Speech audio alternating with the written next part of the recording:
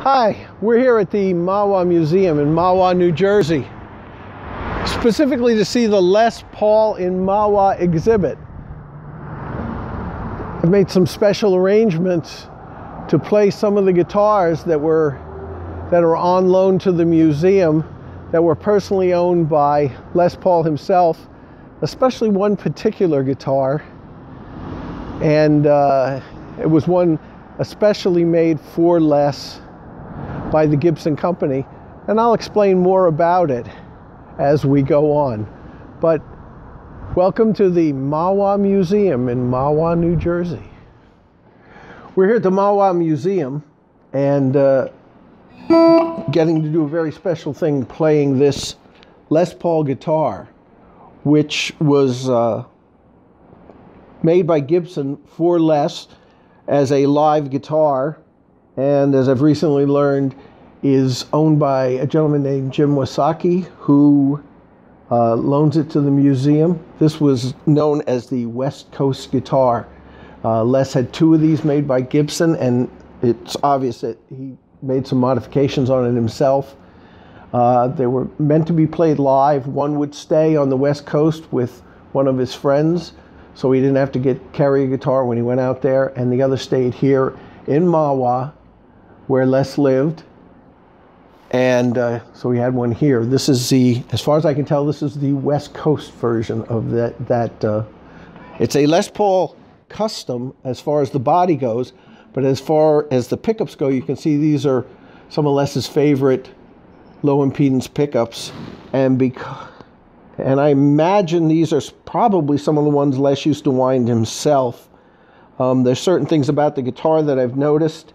In spots, instead of having a real plush screw, sometimes looks like these are almost wood screws, but very nice, very nicely done. As far as the controls here, I've been sitting here for 15-20 minutes trying to figure out how these three simple controls do so much. This one's a volume. This one's an 11-way tone switch, which I'm going to play a chord and I'm going to just show you I'm not going to give you 11 different settings, but that's that setting. Now I'm going to turn it all the way. I'm turning the wrong knob here. All the way through its 11 settings to the other end. And there's the really bright setting. And in between, there it is.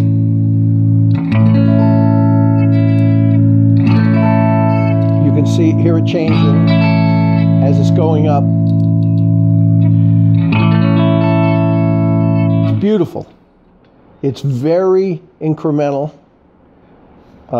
as is everything on this guitar. It's very smooth and incremental. This switch, I'm not sure what it does.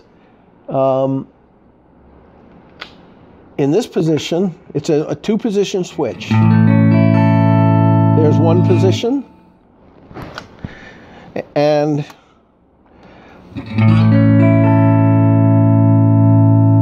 there's one position. So it's a very subtle difference, but there is a difference. And that was only on the first pickup. So I'm going to both pickups. And you can tell, there I am at the bottom of this tone switch again. And then all the way up. Very bright.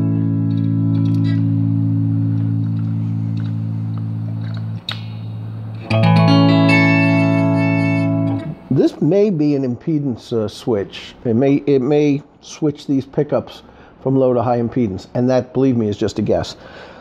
This switch here, this toggle, I think, once again guessing, goes to this input over here, which is a microphone input.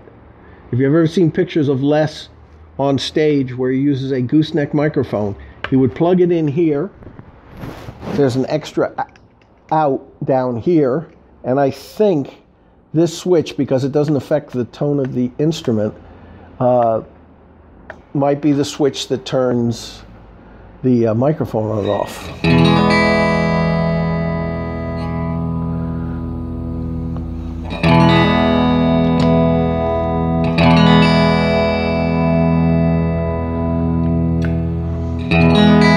As you can see, no, there's no change, so I think this one would be the one that turned the microphone on off. But it's exciting to come here to the Mahwah Museum, where they have a Les Paul exhibit, and you got to come see that, because that's fantastic. They have one of Les Paul's handmade, one of his original mixing consoles, directly to my right, and the original Ampex 8-track that Les designed and had Ampex make for him. They have the original 8-track, first in existence, plus Les's mixing console, plus they have a whole set of panels from Les's home studio, the acoustic panels made out of wood that he specifically made for his room. They have so many things here in this little corner of the museum. They have the one of the original recording lathes before Les was recording on tape. He was actually recording on vinyl, and they have one of the vinyl cutting machines here that Les used, and a collection of guitars. And if you're interested in coming to the Mahwah Museum and seeing this guitar, and maybe you even want to play this guitar, you can go to the Mahwah Museum website, which I'm going to put a link down the bottom to show you how to get there, and you can make arrangements to come play this guitar.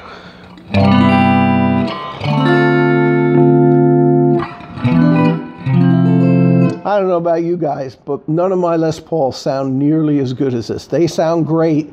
This is in another world. And quiet.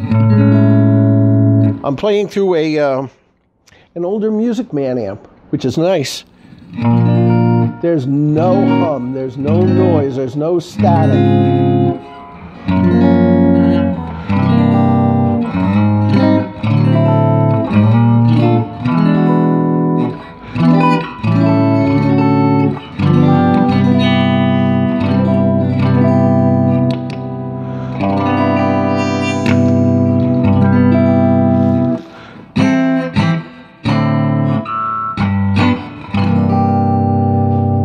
It's just kind of exciting knowing that you're playing a guitar that wasn't just owned by Les Paul, but a guitar that he took out and did many shows with, that he actually played, that he actually customized himself.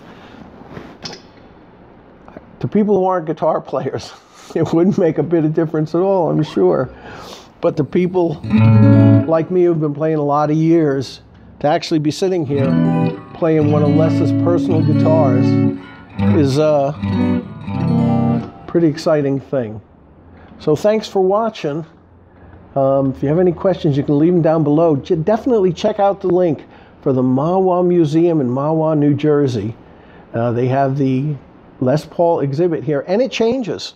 They get some stuff and it comes and goes. This guitar may come and go sometimes, because it actually goes out and gets put on display at other museums around the country and whatnot. So check it out.